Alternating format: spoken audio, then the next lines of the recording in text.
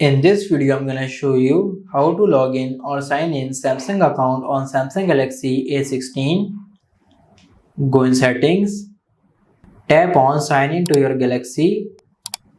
Now here you get the three options. One is sign in with Google account, and the second one is email or phone number, and the third one is sign in with QR code.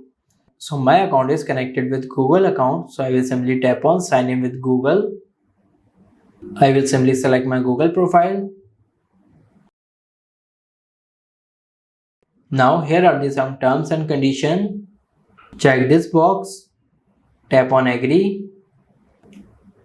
Here it is saying to set up Samsung Pass to sign in using your biometric instead your password. If you want to set this, then you can simply tap on get started, but I don't want to set this, so I will simply tap on cancel. As you can see, I have logged in Samsung account on my Samsung Galaxy A16.